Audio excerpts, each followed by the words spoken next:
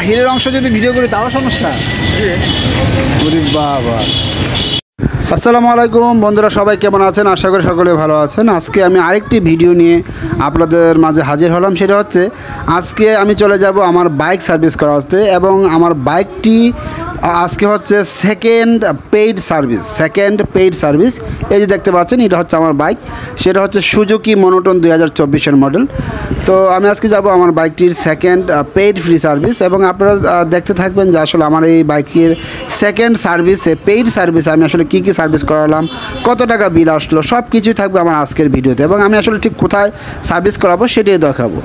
বন্ধুরা, আমি চলে আসলাম সার্ভিস সেন্টার, এবং এটা হচ্ছে তেজগাঁওয়ের যে সুজুকির যে সার্ভিস পয়েন্ট, আমি আসলে এখান থেকে সার্ভিস করাই। লাস্ট দুটি সার্ভিস আমি এখান থেকে করিয়েছি, এবং আমি আজকে আবারও চলে আসলাম পেইড সার্ভিস করার জন্য। তো আসলে যখন আমি ভিডিও শ্যুট করতেছিলাম, ওরা আমাকে বললো যে আসলে ভিডিও করা যাবে না, এখানে নিষেধ রয়েছে, যে কারণে আমি আসলে একটু লুকিয়ে ভিডিও করার চেষ্টা করলাম। জানি না কেমন হবে। তো এখানে আসলে দেখতে পাচ্ছেন সবারই বাইক এখানে সার্ভিস চলছে। এখানে আসলে একসাথে বাইক সার্ভিস করা যায়, সব মিলিয়ে 8টি বাইক সার্ভিস করা যায়।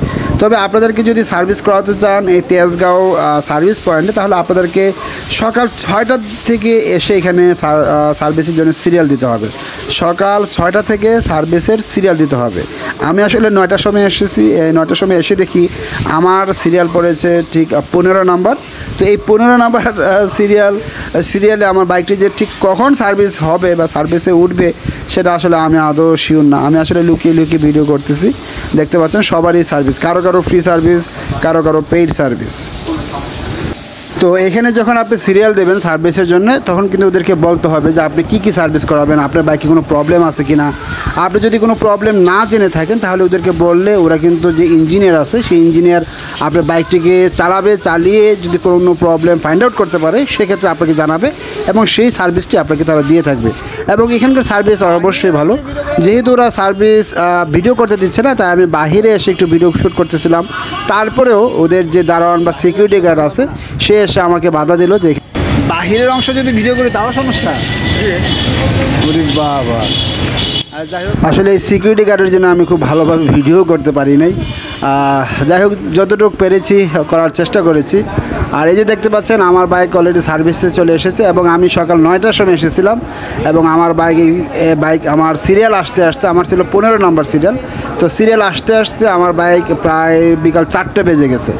তো বুঝতে পারছেন, আপনারা যত তাড়াতাড়ি আসবেন আপনাদের সার্ভিসটি ঠিক ততই তাড়াতাড়ি হয়ে যাবে। এখানে আসলে কোনোভাবেই 2 নাম্বারই হয় না, যে আমি একটু আগে চলে যাব, পরে এসে আগে চলে যাব, এরকম কখনোটাই হয় না। তো যাই হোক, আমি ওদেরকে বলেছিলাম যে আসলে আমার বাইকটি স্মুথ কাজ করতেছে না, অর্থাৎ আমার কাছে মনে হচ্ছে বাইকটি একটু জ্যাম বা স্পিড আসতেছে না, মাইলেজ আসতেছে না। তারপর বলেছিলাম আমার এটাকে মোবিল চেঞ্জ করবো, এটা বলেছিলাম। তো ওরা আসলে অনেক চেক করার পরে ওরা আমাকে জানালো যে আমার এয়ার ফিল্টারটি চেঞ্জ করতে হবে।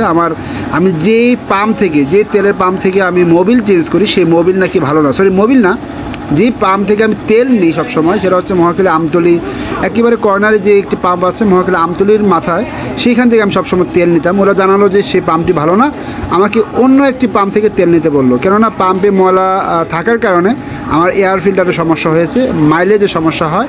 তো ওরা আমাকে সাজেস্ট করলো যে ওই পাম্প থেকে তেল না নেওয়ার জন্য। তারপরে ওরা আমার টায়ারগুলো চেক করলো, সকল টায়ার চেক করার পর আমার এয়ার ফিল্টারটি পরিষ্কার করে দিল, মোবিল চেঞ্জ করে দিল। তারপর হচ্ছে আমার সব কিছু স্মুথনেস আছে কি না, যেমন আমার হর্নের সমস্যা ছিল, আমার হর্নগুলো চেঞ্জ করে দিল। তারপর হচ্ছে আমার বাইকটিকে ওরা আবার চালিয়ে দেখলো যে আর কোনো প্রবলেম আছে কি না। তো আর কোনো প্রবলেম ছিল না, যে প্রবলেমগুলো পেয়েছিল ওইগুলোই আপনার ওরা ফাইন্ড আউট করে সলিউশন করার ট্রাই করলো। তো আমার আসলে সব মিলিয়ে বিল আসছিল 1700 টাকার মতো। মোবিল চেঞ্জ করলাম, ওদের সার্ভিস চার্জ দিলাম, তারপরে হচ্ছে বাইকের আদার্স কোনো প্রবলেম আছে কিনা ফাইন্ড আউট করে সলিউশন করে দিল। সব মিলে বিল আসলো মাত্র 1700 টাকা। সকল সার্ভিসের পরে তারা কী করলো, আমার বাইকটিকে ওয়াশ করার ব্যবস্থা করে ওয়াশ করে দিল। আমার আজকের মতো কাজ শেষ। ইনশাআল্লাহ দেখা হবে আরেকবার অন্য নতুন কোনো ভিডিওতে।